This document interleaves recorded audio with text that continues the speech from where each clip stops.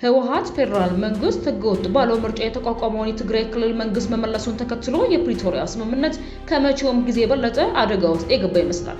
የክልሉ ሁኔታ አሁን ባለበት ይቀጥላል ወይንስ ፌደራል መንግስት እርምጃ ይወስዳል የሚለውን ይህንን መረጃ የምናካፍል ይችላል። አብራችሁ ልትቆዩ እንጋብዛችኋለን።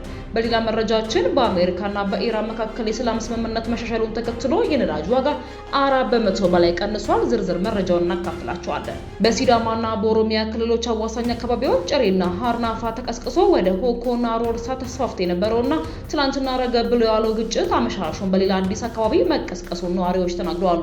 የቮይስ ኦፍ ኢትዮጵያን ቤተሰቦች ሰብስክራይብ ማድረጋችሁን እያስታወሳችሁ በዝርዝር ወደምንመለከታቸው ጉዳዮች እናልፋለን።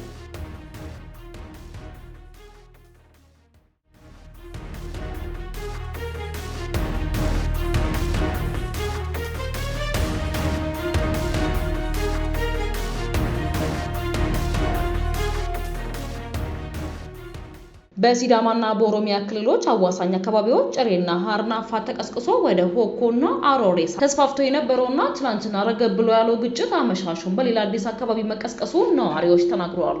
አዲሱ ግጭት የተቀሰቀሰው በሲዳማ ክልል ምስራቃዊ ሲዳማ ዞን በእንሳ ወረዳ ሀማሾ ቦረናና ቃሜጦ ቀበሌያት እንዲሁም ከነዚሁ ጋር አዋሳኝ በሆኑ የኦሮሚያ ክልል ምዕራብ አርሲ ዞን ሰቦ ወረዳ ወርቃ ቦሌጋ አካባቢዎች መሆኑ ተገልጿል።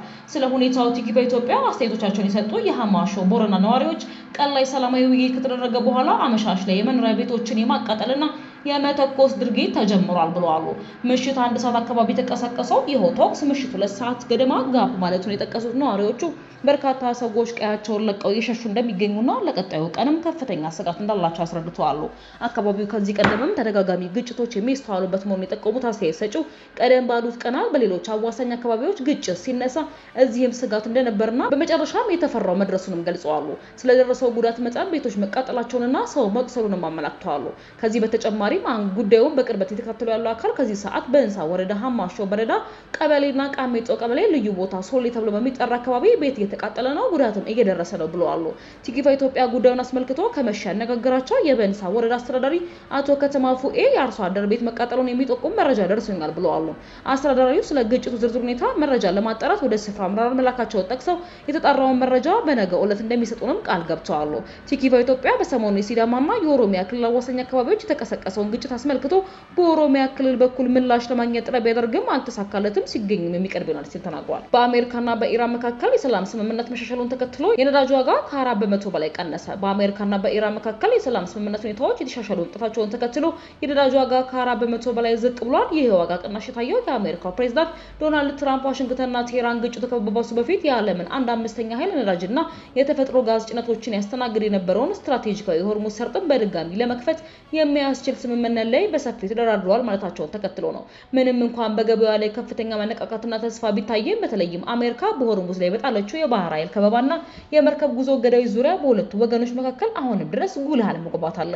ሮይተርስ እንደዘገበው ሁለቱም ዋሽንግተንና ቴህራን በቅርቡ በተደረጉት ንግግሮች ላይ የመሻሻል ምልክት መታየታቸውን ቢያምኑም ዋና ጉዳዮች ግን አሁንም እልባት ሳያገኙ ቀርተዋል። የኢኮኖሚ ተንታኞች ይፋዊ ስምምነት ላይ ቢደርስ እንኳን በፈራረሱ መሰረተ ልማቶች፣ በጸጥታ ስጋቶች፣ የባህር ላይ ፈንጂዎችን የማጽዳት ስራዎችና የባህር ትራንስፖርት ጉባንያዎች በቀጠናው ላይ ስራቸውን ለመጀመር መደበኛውን የነዳጅ ፍሰት ለመመለስ ወራት ሊወስድ እንደሚችልም አስጠንቅቀዋል። ይህ የነዳጅ ዋጋ በከፍተኛ ሁኔታ መቀነስ በዓለም ደረጃ ባለሀብቶች ዘንድ ያለውን መተማመን ከፍ አድርጎታል። በመካከለኛው ምስራቅ ያለው ውጥረት መረጋገጡ የዋጋ ንረትን ጫና ሊቀንስና የዓለም አቀፍ የንግድ መስመሮች ሊያረጋጋ ይችላል የሚል ተስፋም የኤስያ ስቶክ ገበያዎችና የአሜሪካ የንግድ አመልካቾች ጥሪ አመልክተዋል። የቮይስ ኦፍ ኢትዮጵያን ቤተሰቦች ሰብስክራይብ ማድረጋችሁን እያስታወስናችሁ ወደ መጨረሻ ዘገባችን እናልፋለን።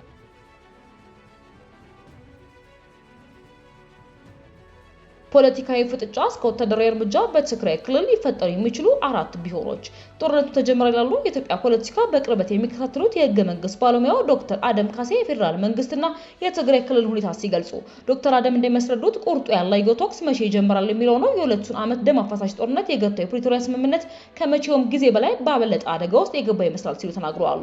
ህወሓት ከ6 ዓመት በፊት በተደረገውና ለጦርነቱ አንዳንድ ምክንያት በሚጠቀሰው ምርጫ የተቋቋመው የትግራይ ክልል ምክር ቤት ወደ ስራ መልሷል። ምክር ቤቱ ደግሞ የህወሓትን ሊቀመንበር ዶክተር ደብረጽዮንን በፕሬዝዳንትነት መርጧል። ይህ እርምጃ የክልሉን ስልጣን በፕሪቶሪያ ስምምነት አማካኝነት ከተመሰረተው ጊዜያዊ አስተዳደር የነጠቀም ሆኗል። የጊዜያዊ አስተዳደሩ ህጋዊነት እንዳበቃ የሚናገረው ህወሓት በዚህ ምክንያት ከፌዴራል መንግስት ጋር የነበረው ግንኙነት ገመድ ተበጥሷል የሚል አቋምም ይዟል። ሁኔታው ባለበት ይቀጥላል ወይስ ፌዴራል መንግስት እርምጃ ይወስዳል? ስልጣን የተቆጣጠረ ህወሓትስ ወታደራዊ እርምጃ ይገባ ይሆን? ሁለቱም አካላት አንዳች ስምምነት ላይ ይደርሳሉ የሚሉት እነኚህ አራት ቢሆኖች በተመለከተ ባለሙያዎችን አነጋግረዋል።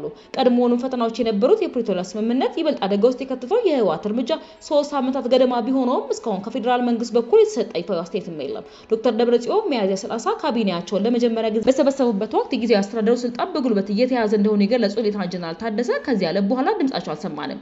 የህገ መንግስትና የፖለቲካ ምሁሩ ዶክተር አደም ካሴ እንደሚናገሩት አሁን በትግራይ ያለው ሰላምም ሆነ ጦርነትም ካልሆነ ሁኔታ የፌዴራል መንግስቱና የክልሉ አስተዳደር ግንኙነትን ያወሳስበዋል። ፌዴራል መንግስቱ አቋቁሞ ያለው እውቅና ሰጣለው የሚለውን የጊዜያዊ አስተዳደር ከፈረሰ በምንም አይነት መልኩ ከትግራይ ክልል ጋር የሚገናኝ እንደሆነም አይታወቅም ይላሉ።